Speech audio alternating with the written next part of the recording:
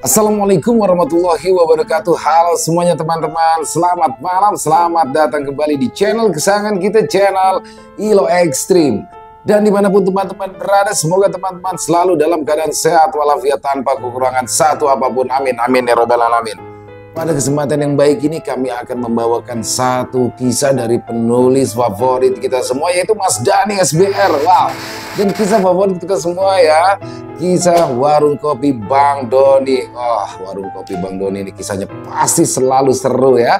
Tapi sebelum kita masuk ke dalam kisahnya, buat teman-teman mungkin yang belum subscribe ya dong, bisa diklik dulu tombol subscribe-nya. Jangan lupa lonceng notifikasinya dinyalakan, agar teman-teman selalu mendapatkan notifikasi dari konten-konten yang akan kami upload di setiap harinya. Dan kami juga ingin mengucapkan terima kasih ya kepada seluruh teman-teman yang sudah selalu setia hadir, yang sudah selalu mendukung kami, karena teman-teman kami selalu bersemangat berkarya di setiap harinya. Dan gak pakai berlama-lama lagi, gak pakai berbasa-basi lagi, langsung saja kita masuk ke dalam kisahnya. Mode horor on! Ilmu hitam milik Jawara Cikarang, Warung Kopi Bang Doni.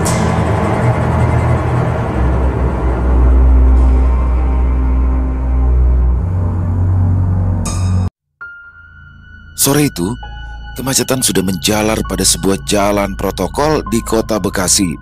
Wajar saja karena saat itu bertepatan dengan jam orang-orang pulang kantor. Di antara kemacetan tersebut, terdapat sebuah mobil Odyssey tahun 2002 yang berwarna biru tua. Rupanya, itu adalah mobil milik Doni yang baru saja mengantar pulang Nani dan Bonis dari kampusnya. Terlihat Nani berbicara serius dengan sang kekasih akibat keributan yang baru saja dilakukan Doni di kampus. "Abang gimana sih? Katanya janji gak bakal bikin ribut. Malah bikin geger di kampus," ucap Nani pada Doni. "Maafin dah Nan, beneran dah, abang mah udah usahain biar kagak ribut. Tapi tuh si ketumbar nyari gara-gara mulu. Abang mah udah pelan banget ngomongnya, dia malah ngotot. Ya udah, abang beri dikit," sangka Doni. Rupanya Nani sedang menegur Doni akibat sebelumnya melakukan perkelahian dengan Anton, pria yang telah mengerjai Nani dengan pelet yang dilancarkannya. Akibatnya Doni pun menemuinya dan hanya ingin mengajak Anton berbicara baik-baik, namun karena satu dan lain hal membuat Anton tak terima dan langsung mengajak Doni untuk bertarung. Tayal, Anton pun babak belur karena memang sebenarnya Anton bukanlah lawan yang seimbang bagi Doni.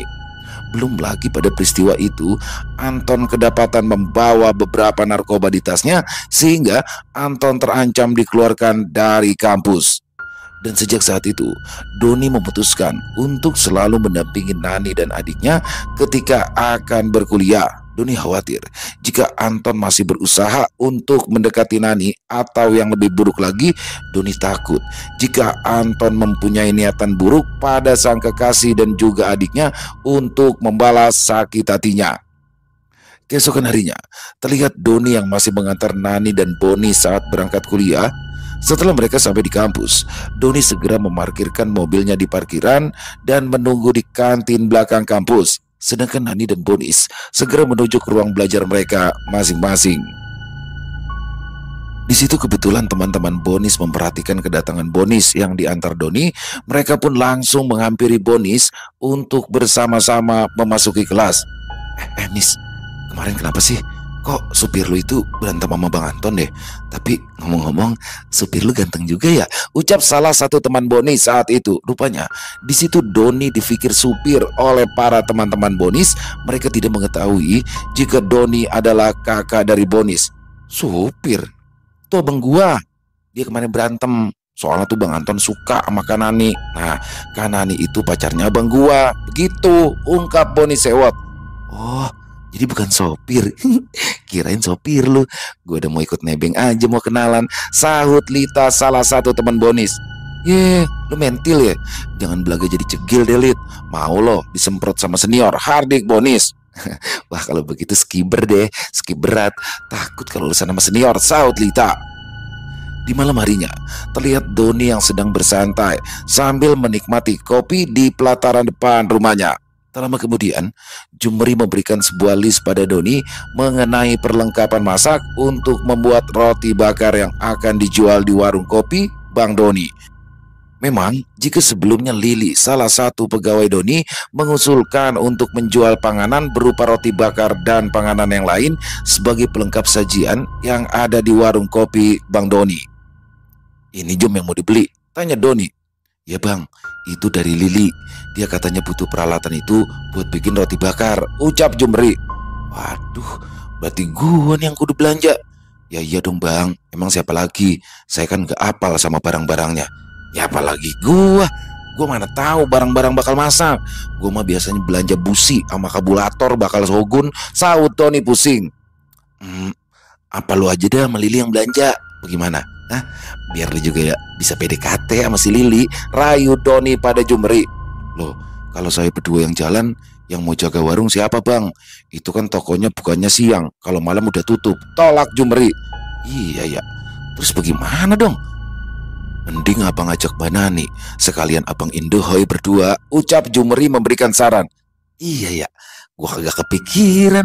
Ya udah, ntar gue belanjain," timpal Doni bersemangat. Akhirnya Doni segera menelpon Nani untuk meminta diantar untuk membeli perlengkapan yang diminta oleh Lili. Di situ Nani pun tak menolak ajakan Doni karena memang Nani selalu membantu sang kekasih dalam hal apapun. Singkat waktu, di pagi itu, mereka pun akhirnya pergi menuju ke sebuah tempat pusat perbelanjaan yang ada di kota Bekasi dengan menggunakan mobil milik Doni. Saat itu Doni mengajak sang kekasih untuk sarapan terlebih dulu sebelum mencari barang yang akan mereka beli.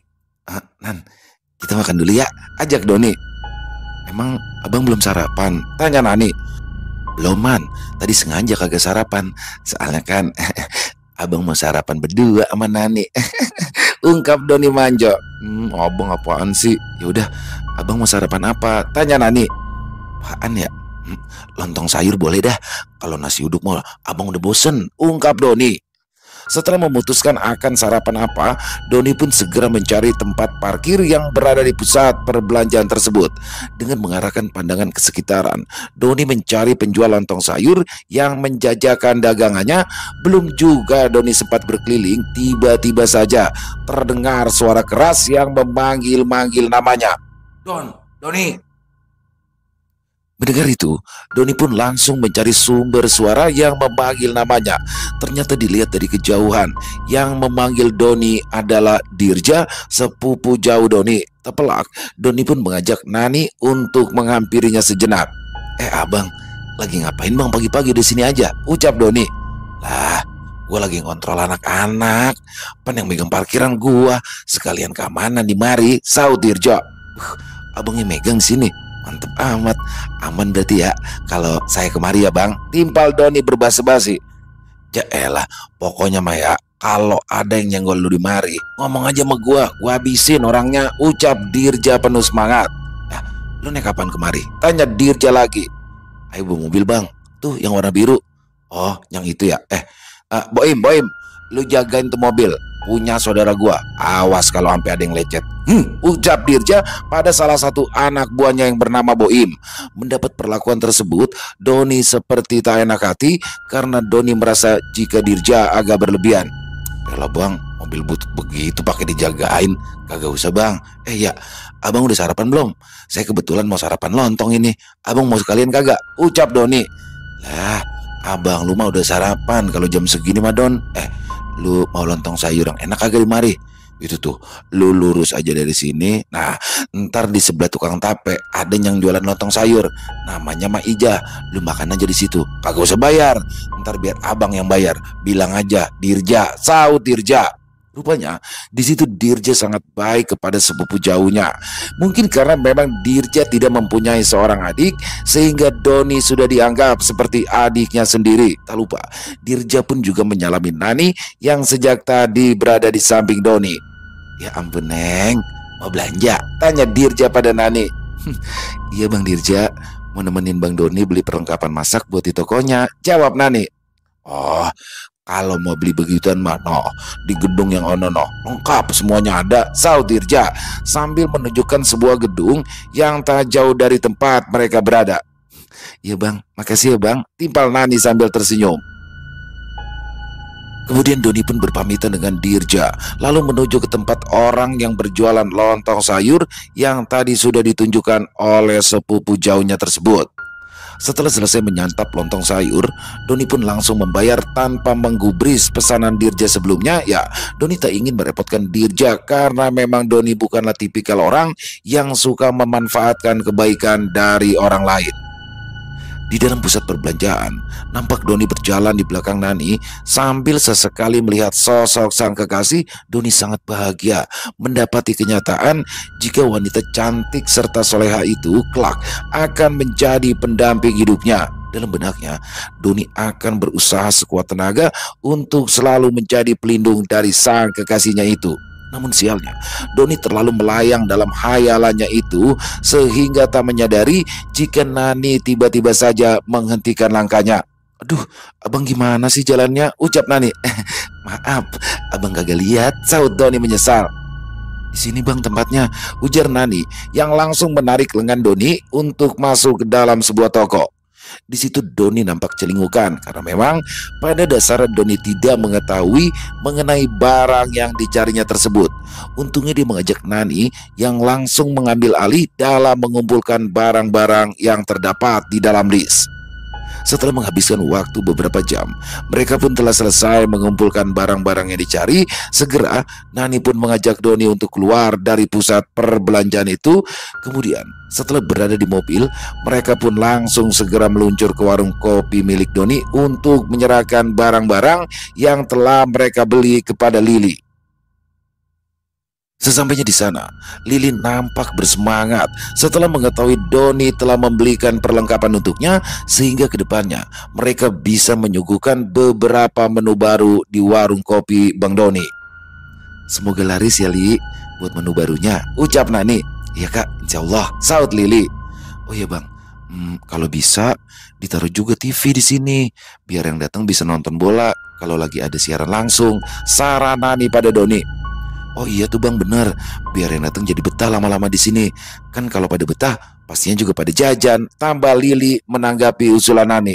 "Wah, ide bagus tuh, asal yang datang jangan geluduk kagak hujan-hujan aja," timpal Doni.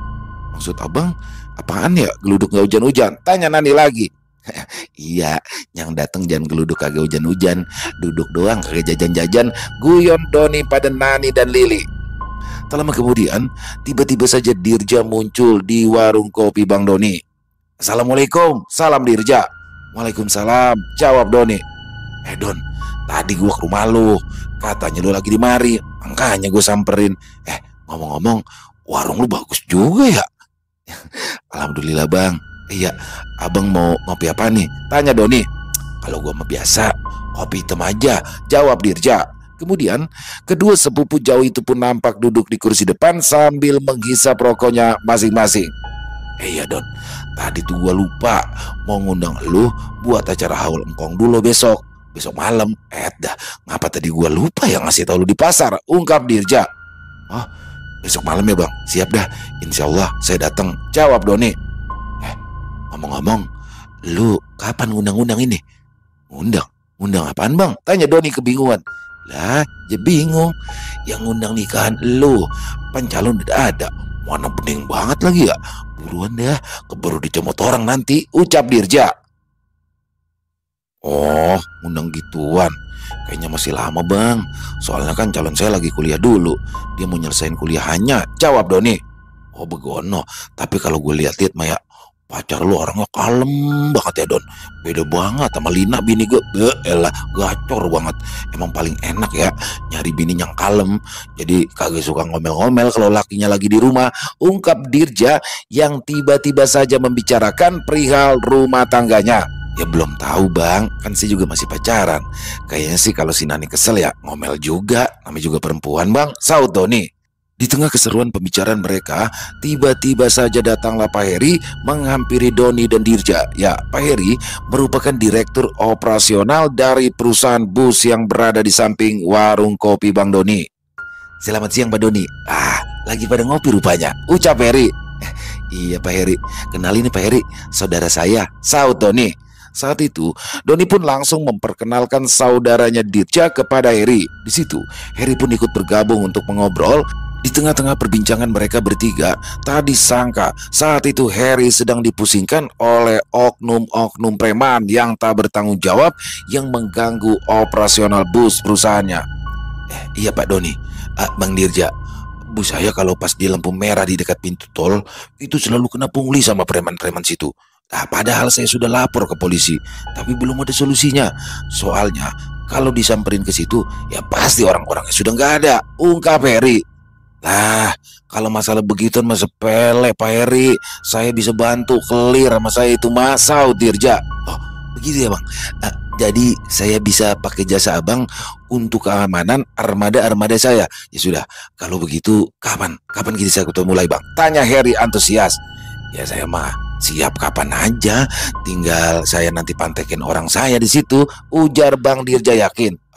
Baik kalau begitu Bang, nanti saya bicarakan lagi sama Abang. Sekarang saya mau bawa dulu nih berita ini rapat sama owner saya. Sekali lagi saya ucapkan terima kasih atas bantuannya Bang Dirja, ucap Harry lega. Setelah itu Harry pun pamit kepada Doni dan juga Dirja untuk kembali ke kantornya.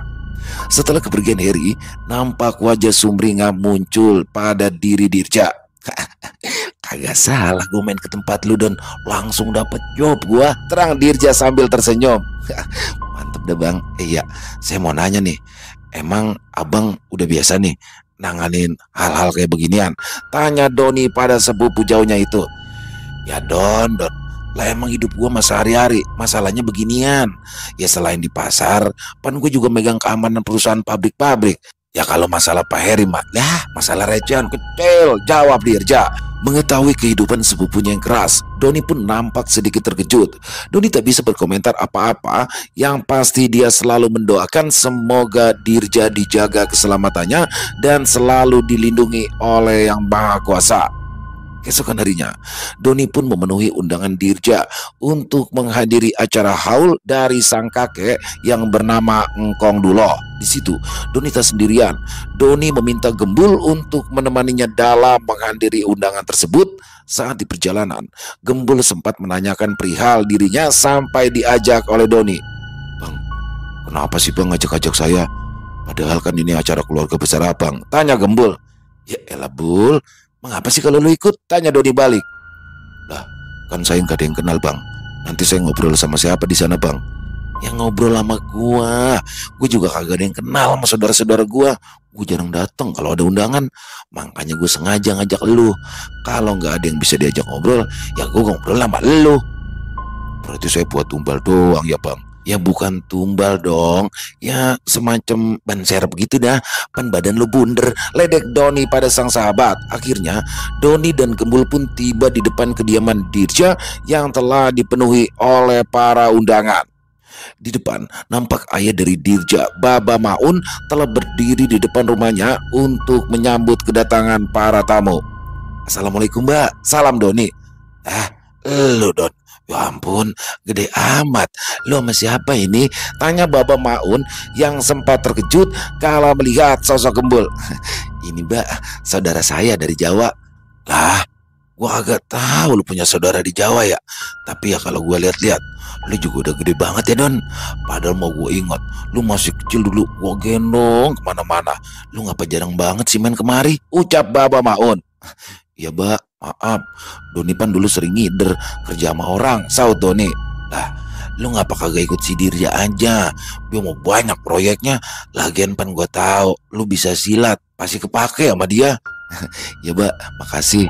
Tapi sekarang saya mah udah punya warung diri. Oh iya ya, lu mah sekarang udah jadi orang kaya. Pan gue denger lu punya tanah gede pinggir jalan. Wah, itu kan punya emak Mbak, bukan punya saya.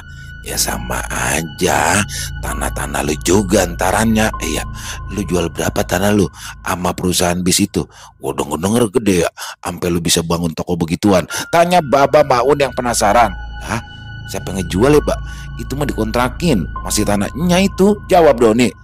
Kontrakin, cocok dah kalau begitu, saut Baba Maun. Kemudian acara haul itu pun dimulai dengan pembacaan dari ayat-ayat suci Al-Quran dan ceramah-ceramah dari pemuka-pemuka agama yang diundang, menjadi rentetan acara yang mengisi di acara haul tersebut. Setelah semua acara selesai, terlihat Dirja langsung menghampiri Doni. "Makasih ya Don udah datang. Lo masih apa kemari?" tanya Dirja. "Ini nih bang, sama saudara saya, kenalin bang," saut Doni yang langsung memperkenalkan Gembul dengan Dirja. Namun rupanya banyak juga saudara-saudara Doni yang lain nampak menghampirinya, terutama saudara-saudara perempuan dari Doni. Saat itu mereka nampak bahagia ketika Doni sudah mulai berkumpul dengan keluarga besarnya lagi. Karena jika boleh jujur, sebelumnya Doni tak pernah berkumpul jika ada acara yang diadakan oleh keluarga besarnya itu. Di situ Doni nampak seperti primadona karena dia langsung menjadi pusat perhatian dari saudara-saudaranya yang hadir di malam itu. "Ya Don, lu mah kalau ada acara keluarga dateng. Pan keluarga dari Engkong Bodong kagak ada yang wakilin. Engkong Bodong cuma punya 2 anak, Baba lu sama Cing Ilham. Nah, lu pan tahu encing lu lagi mana sekarang," ujar Dirja pada Doni. Akhirnya Doni beserta Gembul pun pamit untuk pulang dengan membawa bungkusan besar. Mereka melenggang pulang dengan menggunakan sepeda motor milik Doni. Sesaat ketika ingin berjalan ke arah parkiran, nampak Gembul mengeluh pada Doni. "Katanya gak ada yang kenal, ini malah abang dikerubungin kayak seleb aja. Bener deh, malam ini saya cuma jadi tumbal," gerutu Gembul pada Doni. Ya, rupanya selama beberapa jam Gembul nampak teracukan karena Doni asyik bercengkrama dengan saudara-saudaranya. "Ya elah Bul, maaf. Tapi kalau gue perhatiin ya, lu kalau lagi diem mirip dah kayak patung Gajah Mada." "Gagah Bul," timpal Doni mencoba merayu Gembul. "Pokoknya saya mah kapok kalau diajak sama Bang Doni, mending saya jaga warung aja." "Jangan begitu ngapa Bul, pan pulangnya lu bawa berkat, berat lagi gede tuh berkat." "Berat sih berat bang, tapi ini kan isinya sembako bang, bukannya nasi bang. Palingan juga saya kasih emak semua bang," ucap Gembul yang kembali menggerutu. "Elah, tadi pan gue lihat lu ngebakot makanan banyak bener, emangnya lu masih lapar?" "Ya masih bang, kan saya belum kena nasi," ungkap Gembul. "Ya udah, abis ini gue traktir pecel ayam, sekalian lu beliin bakal si Rizal ya," timpal Doni. Sementara itu, di warung kopi Bang Doni, Rizal nampak berjaga sendirian. Saat itu, waktu telah menunjukkan pukul 10 malam. Namun, Gembul belum juga datang ke warung. Sebenarnya, sejak maghrib tadi Rizal merasa ada sesuatu yang berbeda. Bulu kuduknya selalu berdiri. Rizal merasa merinding akibat sesuatu yang ia tidak tahu. Yang pasti jika tak ada pembeli, Rizal tak berani sendirian di dalam warung. Untunglah selalu saja ada pembeli yang datang sehingga rasa takutnya sedikit berkurang. Namun ketika pembeli tak ada, Rizal pasti langsung keluar dan merokok untuk menunggu pembeli datang. Setelah jam menunjukkan pukul 10:30 malam, datanglah Gembul dengan membawa tentengan berupa pecel ayam plus nasi untuk mereka santap berdua. "Loh Jal, ngapain kamu jaganya di luar?" tanya Gembul. "Ini bang, saya ngerokok, iseng soalnya di dalam terus," jawab Rizal. Mendengar itu, Gembul pun hanya tertawa kecil. Ternyata Gembul sudah tahu alasan mengapa Rizal berada di luar. "Alasan aja kamu Jal, bilang aja kamu takut di dalam sendirian," ucap Gembul yang langsung dapat menebak apa yang Rizal rasakan malam itu. "Iya mas, sebenarnya saya takut di dalam sendiri. Gak tahu nih, dari habis maghrib tadi perasaan hawanya beda ya mas. Makanya kalau nggak ada pembeli, saya langsung keluar aja," ungkap Rizal yang akhirnya mengakui ketakutannya. Ternyata perasaan takut Rizal bukanlah tanpa alasan. Rupanya di situ Gembul telah melihat sesosok makhluk halus yang biasanya menghuni sebuah pohon besar di dekat warungnya. Sosok makhluk itu sangat mengerikan. Wajahnya pucat, pandangannya tak pernah lepas dari Rizal, seakan makhluk itu tak sabar untuk menyerangnya. Entah bagaimana makhluk itu bisa ada di dalam warung dan ingin mengusik Rizal, karena biasanya makhluk penghuni pohon tua tersebut tak pernah mengganggu. Perlu diketahui, jika di belakang warung kopi milik Doni masih berupa lahan kosong milik Bu Zubaida. Lahan tersebut terdapat pagar yang memisahkannya dengan area luar. Kebetulan pohon besar itu masih terdapat di area lahan milik Bu Zubaida, ibunda dari Doni. Tiba-tiba saja Gembul langsung menunjuk ke arah dalam warung sambil berkata, "Minggat." Sentak Gembul dengan diiringi doa-doa yang dirapalnya. Melihat itu, Rizal pun langsung terkejut. Dia bingung melihat Gembul yang tiba-tiba saja berteriak sambil menunjuk-nunjuk tangannya ke arah dalam warung. Mas Gembul kenapa mas? Kok nyentak-nyentak sendiri? Mas Gembul marahin siapa? Tanya Rizal. Kamu gimana sih, Jal? Coba ayo kamu ngaku. Hari ini kamu habis ngapain aja? Tanya Gembul balik. Mendengar hal itu, Rizal pun kebingungan karena dia memang merasa tidak berbuat apapun yang salah. Saya nggak ngapa-ngapain ya mas. Biasa aja. Tadi pas gantiin Mas Jumri sama Lili, saya prepare kayak biasa aja, ungkap Rizal yakin. Lah, terus kenapa? Tadi ada penghuni pohon besar yang di belakang kayak marah gitu sama kamu. Ucap Gembul yang nampak menyudutkan Rizal. Mendengar pohon besar di belakang warung, Rizal pun langsung teringat tentang perbuatan yang telah ia lakukan sebelumnya. Oh iya mas, tadi sore saya sempat buang air kecil di pohon itu, saut Rizal. Ya ampun Jal, kamu kenapa kencing di sana sih? Kan ada toilet di dalam Jal, timpal Gembul jengkel. Ya maaf mas, tadi sore pas saya mau gantiin Mas Jumri sama Lili, toiletnya penuh, banyak tamu yang pakai. Padahal saya udah kebelet. Ya saya nggak tahan mas, makanya saya langsung ke belakang aja. Nah di pohon itu kan ketutup pagar, sepi lagi, makanya saya langsung aja ngocor di situ, ungkap Rizal semuanya. Jal, kamu tuh gimana sih? Lain kali jangan kencing di situ lagi, bisa-bisa anu kamu bengkak. Anu saya mas, maksudnya apa ya mas? Tanya Rizal penasaran. Ya anu kamu, benalu kamu tuh yang buat kencing, ntar berubah jadi kentongan pos kamling. Kamu mau begitu? Jawab Gembul jengkel. Jangan mas, kegedean, ribet nanti saya pakai celananya.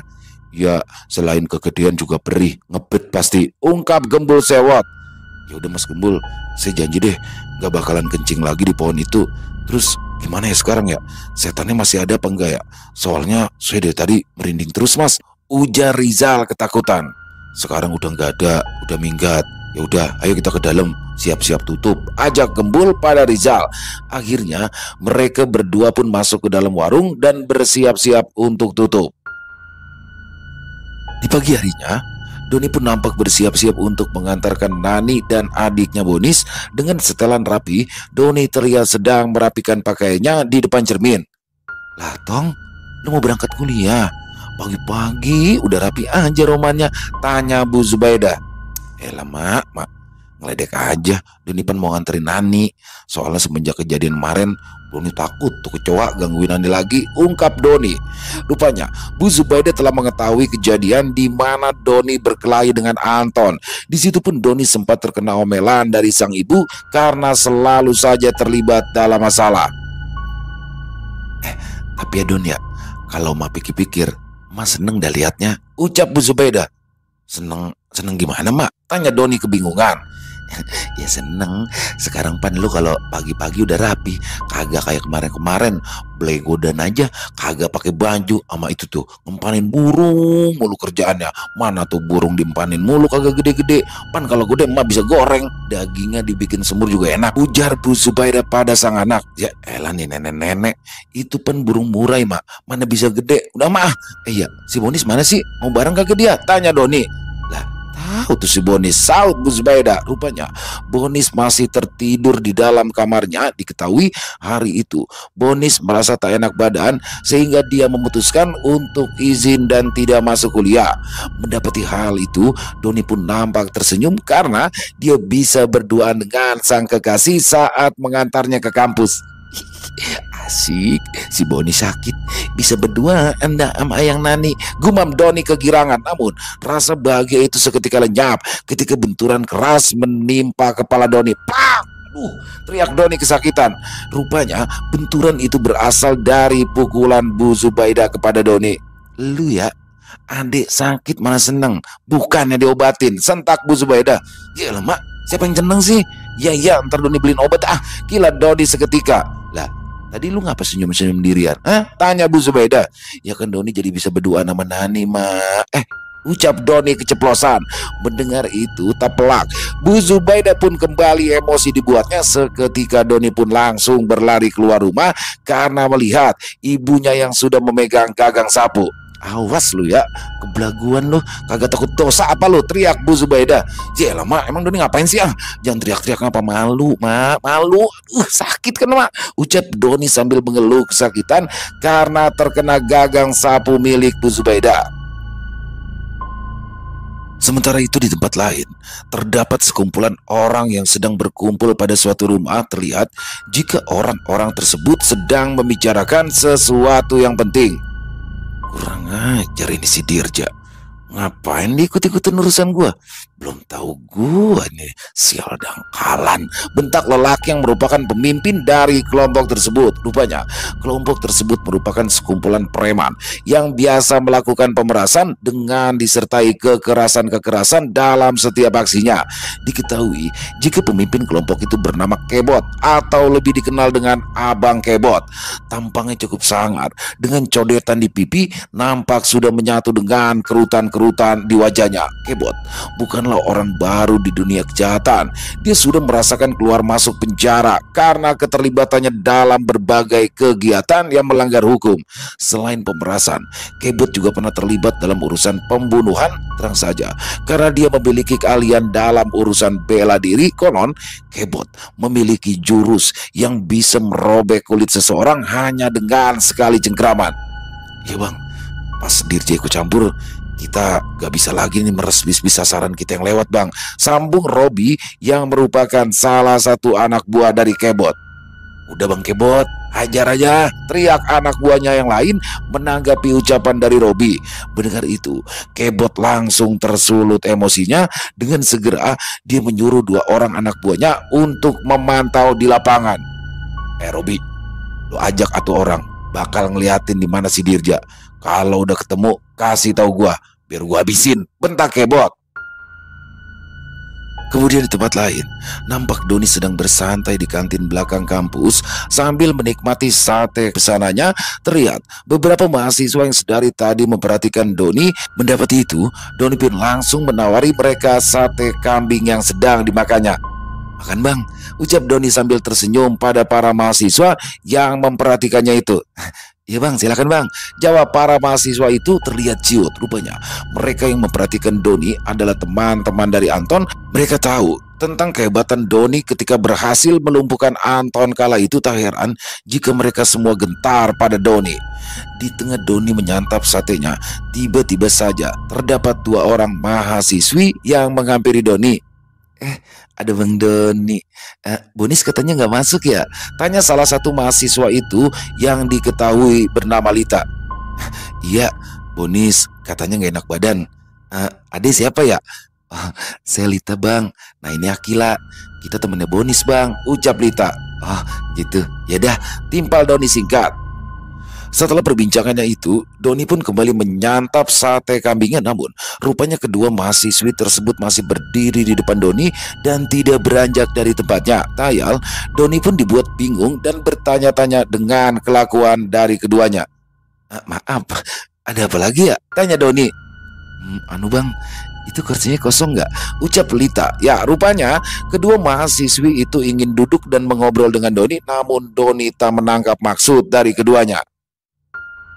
Ya, ini kursi mah dari pas saya datang sampai sekarang belum ada yang dudukin. Lah kalau emang adik-adik mau duduk, ya silakan aja dah. Kebetulan juga kursinya bukan punya saya, banyol Doni. Mendapati itu, Lita dan Akila pun langsung berebut duduk di depan Doni. Di situ, Doni pun dibuat terkejut dengan tingkah pola dari keduanya. Ya ampun Neng, ngapa duduk doang pakai berebutan? Ucap Doni sewot. Iya bang, maaf. Ngomong-ngomong, Bang Doni udah lama? Kata Akila basa-basi. Belum juga Doni menjawab, tiba-tiba saja terlontar jawaban dari samping mereka bertiga. Udah dari tadi, jawab seseorang, rupanya adalah Nani. Mendapati itu, Lita dan Akila pun seketika gugup seperti tertangkap basah. Mereka berdua bingung harus berkata apa. Kak Nani, udah selesai mata kuliahnya kak, sahut Lita berusaha mencairkan suasana. Alhamdulillah udah. Kamu berdua gimana? Udah juga? Tanya Nani balik. Udah kak, jawab Lita dan Akila serempak. Tak lama kemudian kedua mahasiswa tersebut pun pamit dan beranjak pergi dengan terburu-buru dari hadapan Doni dan Nani. Sedangkan Doni masih sibuk dengan sate kambingnya sambil sesekali melihat tingkah aneh dari Lita dan Akila. Lah, tuh bocah pada ngapa ya? Tadi duduk berebutan, pas mau pergi juga sama. Aneh, ujar Doni. Ya itu namanya mereka itu pada ngefans sama abang. Gue dan Nani sambil tersenyum pada Doni. Ngefans? Lah coba itu, dari mana ceritanya Nan? Saut Doni kebingungan. Di situ Nani menjelaskan, jika Doni rupanya sudah terkenal di kampus tempat Nani berkuliah. Rupanya kejadian bentroknya Doni dengan Anton membuat Doni cukup dikenal di seantero kampus tempat Nani berkuliah. Lah, apa bisa begitu ya? Ucap Doni kebingungan. Melihat sang kekasih yang salah tingkah, Nani hanya bisa tertawa lepas. Dan setelah Nani menyelesaikan mengikuti mata kuliahnya di hari itu, mereka berdua pun langsung beranjak pulang. Sementara di tempat lain, nampak Dirja dengan kedua anak buahnya sedang berjaga-jaga di suatu tempat. Aman kayaknya Im ya? Agak ada yang gangguin bis Pak Heri lagi kan ya? Tanya Dirja. Aman bang, dari kemarin saya udah standby, jawab Boim jelas. Di tengah pembicaraan mereka, tiba-tiba saja muncul Kebot dengan kelompoknya. Di situ Kebot datang dengan 8 anak buahnya. Oh, Dirja. Oi Dirja, sekate-kate lu ya nyampurin urusan gua, teriak Kebot. Oh, jadi kelompok lu bot, yang ngancam-ngancam Ramadannya Pak Heri, jawab Dirja. Kalau iya, lu mau apa, Setahu gua mah di sini udah bukan wilayah lu bot. Ngapa anak buah lu pada berkeliaran di mari? Alah, udah dah. Lu jangan banyak bacot ya. Mending nanti lu ngobrolnya sama tangan gua aja, teriak Kebot yang seketika menyuruh 8 anak buahnya untuk menyerang Dirja. Saat itu mereka berada di sebuah lahan kosong yang kebetulan berada di sisi jalan. Walaupun sore hari tak banyak orang yang berlalu lalang di situ, yang ada hanya deretan mobil yang baru saja keluar dari jalan tol. Walaupun tak seimbang, namun Dirja dan kedua anak buahnya bisa memberikan perlawanan sehingga satu persatu anak buah dari Kebot dapat dilumpuhkan Dirja dan kedua anak buahnya. Namun sebelum anak buahnya semua kalah, Kebot langsung ikut terjun dalam pertarungan tersebut. Dengan seketika anak buah Dirja pun dibuat terjungkal oleh serangan-serangan dari Kebot, hingga akhirnya Dirja dan Kebot pun saling berhadapan.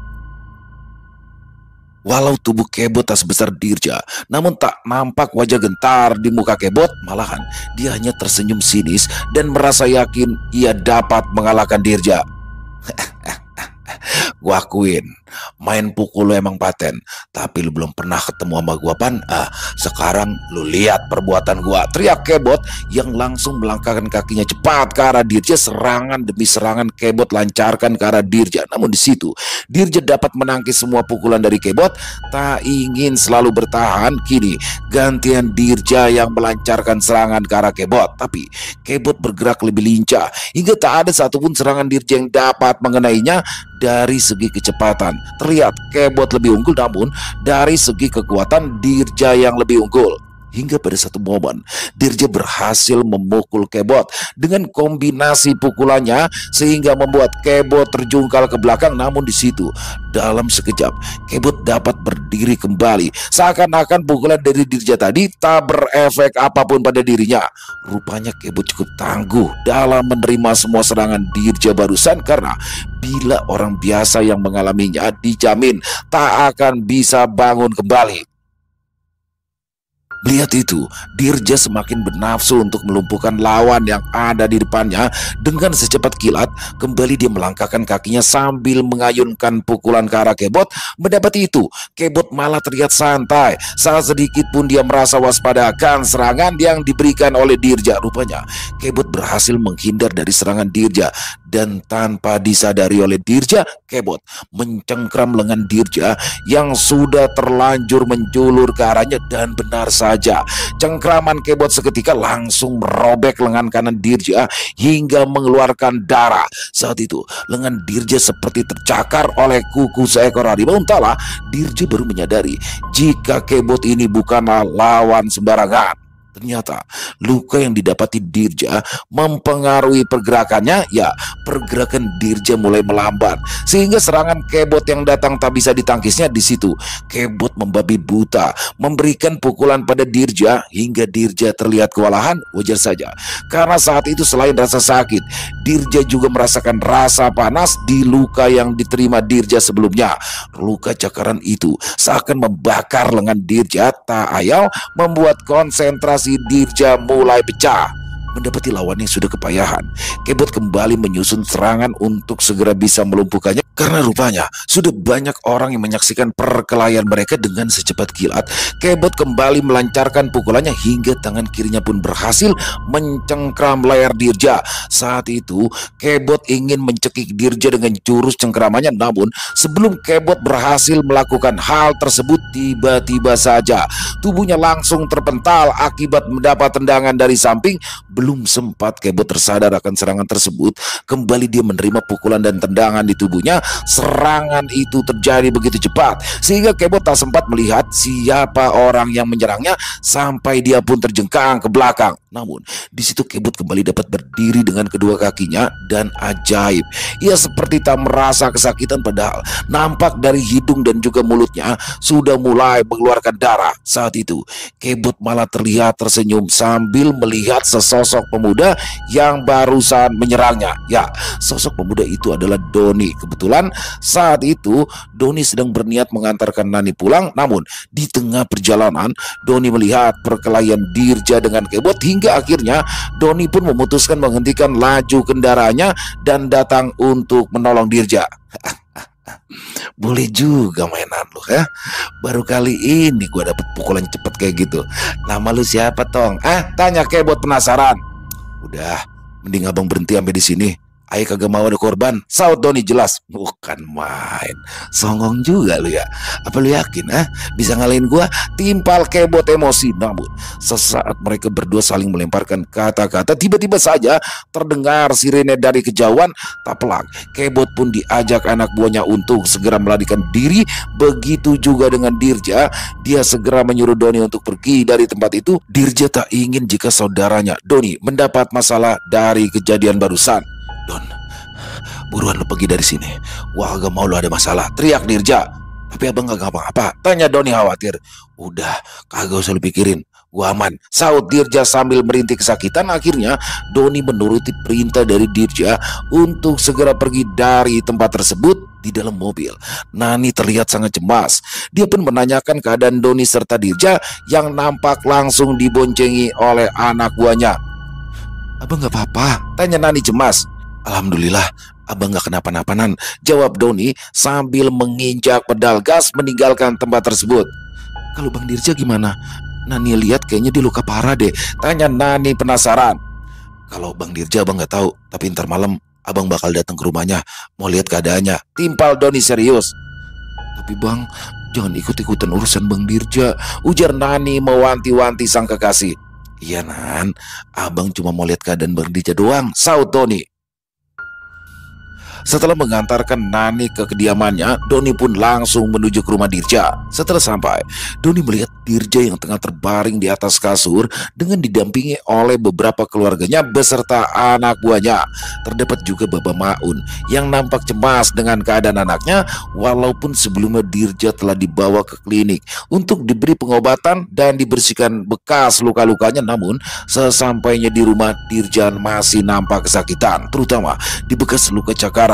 Dia merasakan rasa sakit yang luar biasa. Dirja mengatakan jika tangannya seperti dibakar oleh api yang panas. Ini ngapa sih Dirja jadi kayak gini? Perasaan gue lihat lukanya biasa aja, ucap Baba Maun melihat kondisi anaknya. Ya Mbak, tadi Bang Dirja kayak dicakar gitu dah sama musuhnya, saut Boim anak buah Dirja. Emangnya siapa lawannya tadi? Romannya si Dirja kagak pernah sampai begini. Emang tadi siapa yang menang? Tanya Baba Maun penasaran. Lawannya Bang Kebot, Mbak. Jawar Cikarang itu tuh. Tadi Bang Dirja udah kewalahan, lah untungnya ditolongin sama Bang Doni. Nah, itu Bang Doni dari belakang, ungkap Boim. Lu Don, makasih ya udah nolongin si Dirja. Iya Mbak, sama-sama, jawab Doni singkat. Emangnya sebenarnya ada masalah apaan? Tanya Baba Maun pada Doni. Waduh, saya nggak tahu ya, Pak ya. Coba aja tanyain nama anak buahnya Bang Dirja. Saud Doni kebingungan. Akhirnya, di situ Boim menceritakan semuanya. Perlu diketahui, jika Dirja sedang melaksanakan proyek pengamanan armada bus milik perusahaan Heri, namun di tengah perjalanannya diketahui jika anak buah Kebotlah yang menjadi biang keladi di balik permasalahan yang ada, hingga akhirnya bentrokan pun terjadi antara Dirja dan Kebot. Di tengah pembicaraan mereka, tiba-tiba saja Dirja kembali berteriak-teriak kesakitan. Entahlah, tak ayal Baba Maun pun segera berkata kepada mantunya yang bernama Linda, Linda, lu borehin jahe ke laki lu, biar enakan, ujar Baba Maun pada sang menantu. Namun di situ Doni melihat ada yang janggal. Dia seperti curiga pada luka yang didapati oleh Dirja. Dengan segera Doni pun meraih teleponnya dan segera menghubungi Gembul. Halo, assalamualaikum bang. Salam Gembul. Waalaikumsalam. Bul, lu buruan kemari, gua tunggu ya. Buruan, saut Doni panik. Saya disuruh kemana bang? Main buruan-buruan aja, timpal Gembul kebingungan. Oh iya, gua sampai lupa.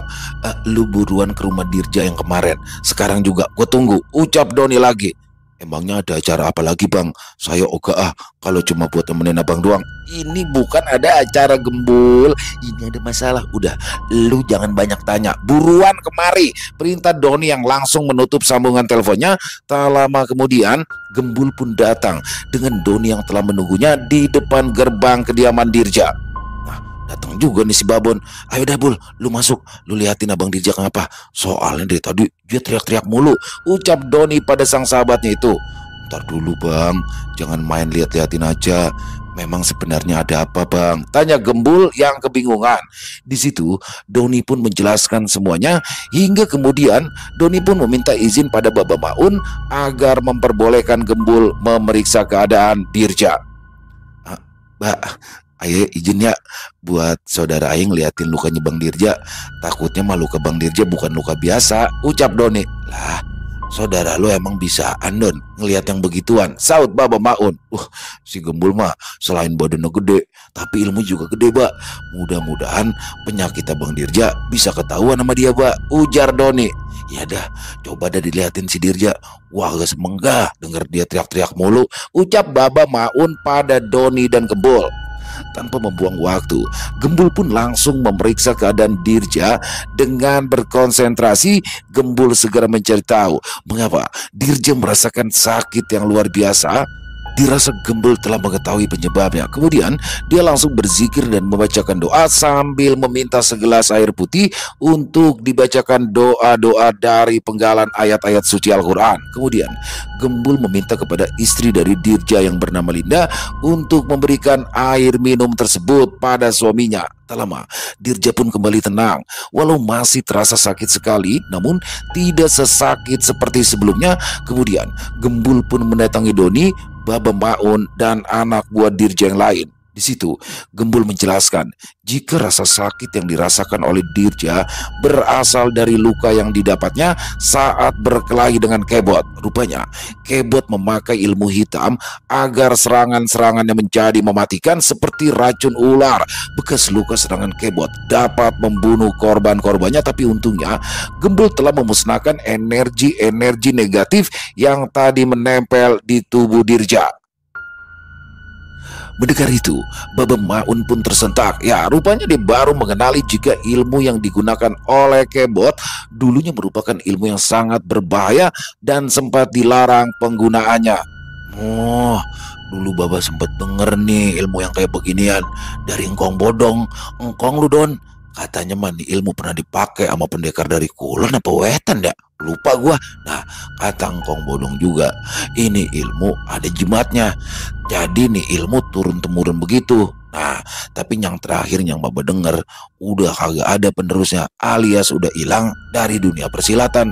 Makanya gua kagetin ilmu nongol lagi, ungkap Baba Maun menjelaskan. Di situ Baba Maun merasa terpanggil untuk memusnahkan ilmu yang sangat berbahaya itu. Dengan semangat dia mengajak semua anak buah Dirja untuk mencari Kebot. Namun tiba-tiba saja Dirja beranjak bangun dan memanggil ayahnya. Baba mau kemana? Tanya Dirja lemas. Gua mau hajar tuh si Kebot. Enak aja dia pakai ilmu hitam. Gua gak bisa diam aja lah, saut Baba Maun bersemangat. Lah, Bababan punya ambegan, entar kalau di jalan ngapa gimana, malah nyusahin yang lain, ucap Dirja berusaha mencegah Baba Maun. Tak disangka Dirja malah meminta bantuan pada Doni untuk membawa serta semua anak buahnya dalam menghadapi Kebot dan memusnahkan ilmu hitamnya. Namun Doni menanggapinya dengan sedikit ragu karena dia tak ingin berurusan dengan hal-hal yang berbau kekerasan. Apalagi Doni telah berjanji untuk tidak ikut campur dalam urusan Dirja. Don, gue minta tolong banget sama lu ya. Soalnya tadi gue lihat lu bisa tuh ngalahin Kebot, pinta Dirja. Lu yakin emangnya, Ja? Nyuruh si Doni bakal ngadepin si Kebot? Ucap Baba Maun tidak yakin. Iya, Pak. Tadi saya lihat jurusnya Doni bisa mukul si Kebot cuma sekali gebrak. Ayah yakin mah Doni bakal mampu ngalahin si Kebot, ungkap Dirja yang masih merasa kesakitan di tangannya. Akhirnya, mau tak mau Doni pun mengabulkan permintaan dari Dirja karena jika bukan dirinya yang maju, maka sebagai gantinya hanya Baba Maun yang akan berani menghadapi Kebot.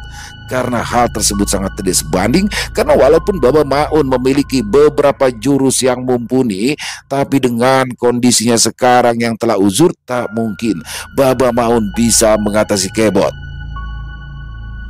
Tanpa membuang waktu, mereka pun segera bersiap-siap mendatangi kediaman Kebot di Cikarang. Saat itu, Doni, Gembul, Baba Maun, serta beberapa anak buah Dirja segera menumpang 3 mobil yang malam itu bersiap untuk jalan. Sedangkan Dirja sendiri tak ikut dalam rombongan mengingat lukanya yang belum sembuh. Kebetulan Boim, salah satu anak buah Dirja, mengetahui di mana kediaman Kebot berada. Karena perlu diketahui, nama besar Kebot cukup tersohor di tempatnya. Setelah beberapa jam, akhirnya rombongan Doni tiba di sebuah daerah yang cukup tertutup. Ya, aroma kejahatan cukup terasa dengan terlihatnya arena judi, toko-toko yang menjual minuman keras, serta wanita malam yang berkeliaran. Benar di sini tempatnya, Im? Tanya Baba Maun. Ya, Mbak, saya ingat banget di sini, jawab Boim. Aduh, ini mah sarang telembuk ya, Bang. Celetuk Gembul. Lembuk? Lembuk apaan ya, Bul ya? Bahasa lu aneh, timpal Doni. Oh, itu Bang, wanita malam Bang, ungkap Gembul cemas. Berarti kalau siang bukan wanita begitu, malam doang wanitanya, ledek Doni. Ya kalau siang mah pada jadi belalang Don, nemplok di mana-mana. Guyon Baba Maun yang langsung mengundang gelak tawa semua orang yang ada di mobil. Di situ tak terlihat sedikit pun rasa khawatir pada rombongan Doni, terutama Baba Maun. Padahal pada kenyataannya mereka akan berhadapan dengan Kebot beserta kelompoknya yang dikenal bengis. Kedatangan rombongan Doni rupanya membuat panik para pengunjung maupun penghuni tempat tersebut. Wajar saja karena Doni beserta rombongannya terlihat seperti segerombolan orang yang akan menyerang tempat itu. Tak ayal, Doni beserta rombongannya pun langsung dihadang oleh beberapa anak buah dari Kebot. Di situ, Baba Maun selaku ketua rombongan meminta pada orang-orang yang menghadangnya agar diantarkan untuk menemui Kebot karena merasa kalah jumlah. Mau tak mau, anak buah Kebot pun langsung mengantarkan Baba Maun beserta yang lainnya. Mengetahui kedatangan Baba Maun beserta yang lainnya, tak terlihat sedikit pun rasa takut yang muncul di wajah Kebot. Dia malah tersenyum senang mendapati musuh yang masuk ke dalam rumahnya. Kebot, lu denger ya? Gua mau bikin perhitungan sama lu, teriak Baba Maun emosi. Babe mau ngapain kemari? Mendingan Babe di rumah ngurus cucu. Mending sekarang pada balik aja ya. Saya ogah bikin masalah sama orang tua, takut kualat. Ledek Kebot pada Baba Maun. Kemudian di situ Baba Maun pun mengungkapkan kedatangannya dengan mengutarakan jika kelompoknya mengajak duel kelompok dari Kebot. Gua sebenarnya kagak mau ada pertumpahan darah di mari. Gua tahu lu orang semua pada punya keluarga, makanya sekarang lu tunjuk dah orang terbaik lu ngelawan orang terbaik gua. Kalau orang gua yang kalah, gua kagak bakal ngerecokin lagi semua urusan lu. Tapi kalau orang lu yang kalah, lu sama orang-orang lu jangan sesekali lagi berani nginjekin kaki lu di tanah Bekasi, teriak Baba Maun yang terlihat bersemangat. Mendapat tawaran seperti itu, Kebot nampak tertarik. Ini adalah peluang besar jika kelompoknya tak akan diganggu lagi oleh kelompok dari Dirja ataupun Baba Maun. Saat itu, yang tak diketahui oleh Kebot, jika semua itu hanya pengalian semata dari rencana sebelumnya Baba Maun, Doni, dan yang lainnya. Rupanya Baba Maun cukup cerdik dengan berdalih demikian sehingga dapat memancing Kebot untuk berduel dan berkesempatan untuk menghilangkan ilmu hitamnya. Akhirnya, Doni pun maju mewakili kelompoknya, sedangkan Kebot mewakili kelompoknya sendiri. Lah lu boy, yang tadi ngajar gue ya. Kebeneran, emang sebenarnya gue penasaran banget sama lo. Kebetulan lu sekarang nongol. Ucap Kebot senang. Di situ, keduanya langsung memasang kuda-kuda masing-masing dengan tatapan tajam menusuk. Doni nampak memperhatikan gerak-gerik dari lawannya. Dia pun teringat akan pesan dari Dirja agar mewaspadai tangan kiri dari Kebot, karena rupanya tangan kirilah yang menjadi senjata andalan dalam mengeluarkan jurus pamungkas milik Kebot. Tanpa membuang banyak waktu, Kebot langsung meluncurkan serangan pertamanya ke arah Doni dengan sebuah pukulan yang cukup kencang dan juga kuat. Seperti biasa, Doni dapat menghindar dari pukulan semacam itu, tapi yang tak disangka-sangka, Kebot langsung membalikkan tubuhnya sehingga dapat melayangkan tendangan keras ke arah kepala Doni. Untungnya, Doni dapat melihat serangan itu hingga dia sempat menangisnya lagi. Kebot seperti mempraktekkan serangan-serangan dengan gerakan yang tak biasa sehingga Kebot berharap lawannya akan lengah dan menerima dengan telak semua serangannya. Namun kali ini berbeda. Ya, lawan Kebot adalah Doni yang memiliki kecepatan di atas rata-rata orang pada umumnya.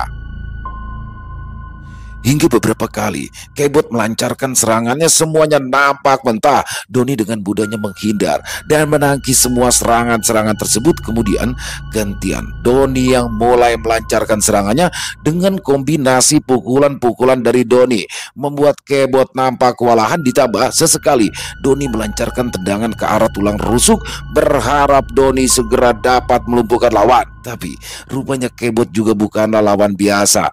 Beberapa kali dia menerima pukulan telak dari Doni, Kebot masih terlihat bugar.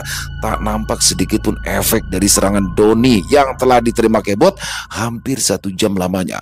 Keduanya melakukan jual beli pukulan, namun tak ada tanda-tanda dari mereka berdua yang akan menyerah. Jika boleh jujur, di situ Kebot lebih banyak menerima pukulan dari Doni. Terbukti wajahnya sudah babak belur, tidak berbentuk, sedangkan Doni hanya terlihat memar kemerahan pada wajahnya. Namun aneh, Kebot seolah seperti tak merasa lelah sama sekali. Nafasnya pun masih stabil. Begitu juga dengan gerakan-gerakannya, seolah-olah jantung Kebot seperti terbuat dari bongkahan mesin yang tak pernah kehabisan bensin. Sialnya tidak demikian dengan Doni. Gerakannya sudah mulai melambat, rasa lelah sudah mulai merasuk ke dalam tubuhnya. Tapi saat itu Doni belum mau menyerah. Dia segera melancarkan serangannya kembali hingga Kebot pun berniat mengeluarkan jurus pamungkasnya yang terakhir dengan kuda-kuda seperti macan yang akan menerkam. Kebot nampak menunggu Doni yang datang dengan serangannya. Seketika saat Doni melayangkan pukulannya, Kebot langsung menghindar sambil mencengkram tangan Doni dengan kuat. Di situ kuku-kuku dari Kebot terlihat menancap di lengan Doni, namun dengan secepat kilat Doni melepaskan sebuah sikutan ke arah rahang Kebot agar dia tak langsung menarik cengkeraman yang dapat merobek kulit Doni. Saat itu, walaupun cengkeraman Kebot dapat terlepas, rupanya serangan tadi meninggalkan luka yang cukup dalam sehingga lengan Doni nampak mengeluarkan darah. Belum lagi rasa sakit seperti terbakar mulai Doni rasakan. Tayal, Doni pun berteriak mengerang kesakitan. Akibatnya hal itu membuat konsentrasi Doni menjadi terbelah. Kebot kembali melancarkan pukulan-pukulan serta tendangan-tendangan yang terdapat Doni hindari hingga akhirnya Doni pun terpelanting jatuh di atas tanah. Doni mengerang kesakitan. Dia merasakan rasa sakit yang tak pernah ia rasakan sebelumnya. Anehnya, urat-urat berwarna biru mulai bermunculan di wajah Doni. Rasa sakit yang Doni rasakan seakan-akan mengantarkan sebuah kekuatan yang tersembunyi di dalam tubuhnya. Mata Doni mulai berubah, warna merah terpancar tajam dari tatapannya. Doni mulai bangkit dengan mengepalkan kedua tangannya. Deru nafasnya tak lagi sama, seolah seperti banteng yang siap untuk menyerang lawan. Saat itu Kebot tidak menyadari jika ada perubahan pada diri Doni. Kebot Kebot kembali menyerang dengan jurus cengkeramannya. Doni pun tak berusaha untuk menghindar, seakan Doni menyerahkan lehernya untuk dicengkram oleh Kebot. Mendapati itu, Kebot langsung mencekik leher Doni dan menancapkan kukunya dengan sekuat tenaga. Tapi aneh, kulit Doni seperti kebal terhadap cengkraman dari Kebot. Malahan Doni memberikan tatapan tajam ke arah Kebot, seakan memberikan tanda jika Kebot telah menyesal melawan Doni. Benar saja, dengan sekali tendangan, tubuh Kebot langsung terbentar jauh ke belakang. Baru saja Kebot akan bangkit kembali, tiba-tiba wajah Doni sudah berada di hadapannya. Tayal, Kebot pun langsung menerima serangan bertubi-tubi dari Doni. Di situ Doni seperti binatang buas yang sedang menerkam mangsanya. Tak sedikit pun Kebot diberikan kesempatan untuk melawan. Hingga di satu momen, Doni melihat sebuah kalung liontin bermata merah yang dipakai oleh Kebot. Di situ Doni pun langsung memukulnya hingga hancur berkeping-keping. Tak pelak, Kebot pun merasa sesak karena rupanya kalung liontin tersebutlah yang menjadi sumber kekuatannya selama ini. Melihat Kebot yang sudah tidak berdaya, Doni tak sedikit pun berniat untuk berhenti, hingga akhirnya Babem, Maun dan Gembul pun langsung memegangi Doni dan berusaha untuk menenangkannya. "Bang, istighfar bang, istighfar," ucap Gembul. Deru nafas Doni masih saja mengalir dengan deras. Dia seakan lupa akan jati dirinya saat itu, hingga akhirnya Gembul membacakan doa sambil memegangi kening Doni agar Doni dapat tenang seperti sedia kala. Usaha Gembul pun berhasil. Doni kini sudah mulai tenang. Tak nampak lagi urat-urat kebiruan yang berada di wajahnya. Nampak rasa lelah telah menguasai tubuh Doni yang membuat dia pun terlihat lunglai.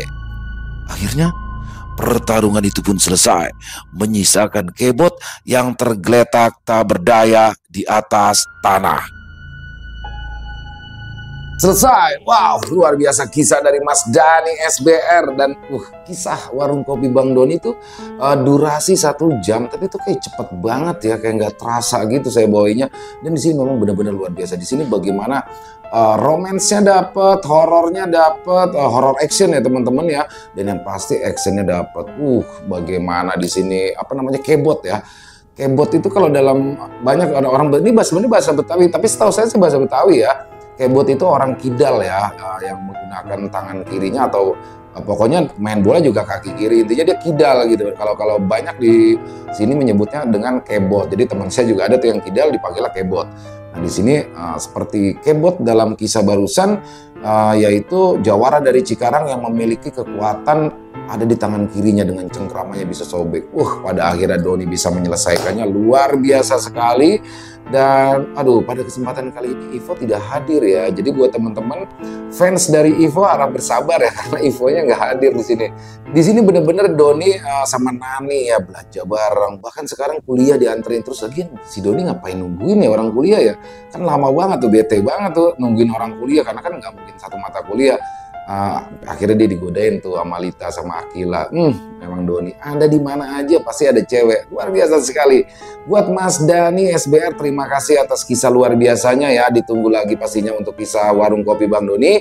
Buat teman-teman mungkin yang baru bergabung ya, kami warung kopi Bang Doni ini sudah kami buatkan playlist dan sudah masuk ke 11 ya. Nggak terasa udah 11 episode Bang Doni dan keren-keren banget. Jadi buat teman-teman yang baru bergabung bisa mengikuti sedari awal, sudah kami siapkan ada di playlist. Dan semoga kisah barusan bisa menghibur ya teman-teman semua, para pecinta penikmat horor misteri, lebih khusus lagi kepada para subscriber dari channel Ilo Extreme. Buat yang punya komentar lain silakan bisa menuliskan di dalam kolom komentar, ataupun hanya sekedar saling menyapa. Insya Allah kami akan membalasnya satu persatu. Dan buat teman-teman yang suka dengan videonya, suka dong, bisa diklik tombol like, tombol jempol, di share juga dong link videonya ke teman-teman yang lain agar juga ikut merasa terhibur. Dan buat yang belum subscribe, bisa diklik tombol subscribe dulu. Jangan lupa lonceng notifikasinya dinyalakan agar teman-teman selalu mendapatkan notifikasi dari konten-konten yang akan kami upload di setiap harinya. Untuk channel Ilo Extreme kami upload tiap hari teman-teman ya, setiap malam jam 7 malam waktu Indonesia bagian Barat. Dan silakan buat teman-teman mungkin yang punya kisah horor misteri yang apabila mungkin berkenan dibawakan di channel kami, bisa mengirimkannya ke nomor telepon kami yang ada di bawah sini. Bebas ya, dalam bentuk tulisan boleh, dalam bentuk rekaman suara boleh, Pokoknya senyamannya teman-teman aja. Dan buat teman-teman yang sudah mengirimkan kisah, kami ucapkan terima kasih. Di akhir kata, saya Ilo mengucapkan permohonan maaf apabila mungkin dalam pembawaan kisahnya ada kata-kata saya yang salah ataupun ada kata-kata saya mungkin yang kurang berkenan. Saya mohon dibukakan pintu maaf yang seluas-luasnya. Dan sampai berjumpa lagi di konten-konten kami selanjutnya yang pasti tidak kalah ngerinya, yang pasti tidak kalah seramnya, masih bersama saya Ilo di channel Ilo Extreme. Salam sehat, sukses selalu untuk kita semua. Wassalamualaikum warahmatullahi wabarakatuh.